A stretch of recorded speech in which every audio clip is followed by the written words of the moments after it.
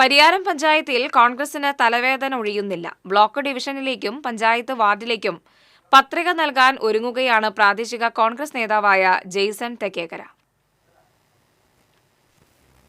നേതൃത്വം നൽകിയ ഉറപ്പ് പാലിക്കാത്തതിലാണ് കോൺഗ്രസ് മണ്ഡലം സെക്രട്ടറി കൂടിയായ ജെയ്സന് പ്രതിഷേധം.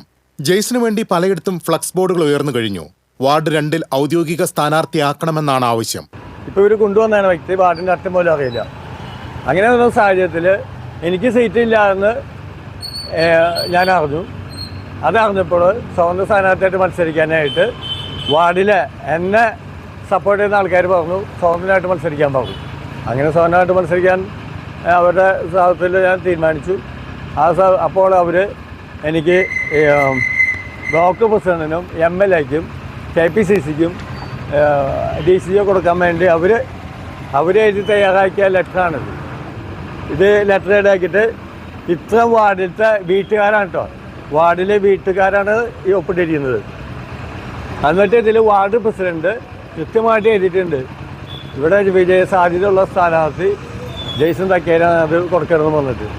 അപ്പം ഇവരെന്താ വെച്ച് കഴിഞ്ഞാൽ അതൊന്നും പരിഗണിക്കാൻ തയ്യാറില്ല. വാർഡ് കമ്മിറ്റി ഒന്നടങ്കം തന്റെ സ്ഥാനാർത്ഥിത്വം അംഗീകരിച്ചിരുന്നുവെന്ന് ജെയ്സൺ അവകാശപ്പെടുന്നു. മണ്ഡലം പ്രസിഡന്റും സീറ്റ് വാഗ്ദാനം ചെയ്തു. എന്നാൽ അവസാന നിമിഷം നേതൃത്വം കാലുമാറി. കോൺഗ്രസിന്റെ ജില്ലാ നേതൃത്വം പ്രശ്നത്തിൽ ഇടപെടണമെന്നും ജെയ്സൺ ആവശ്യപ്പെട്ടു.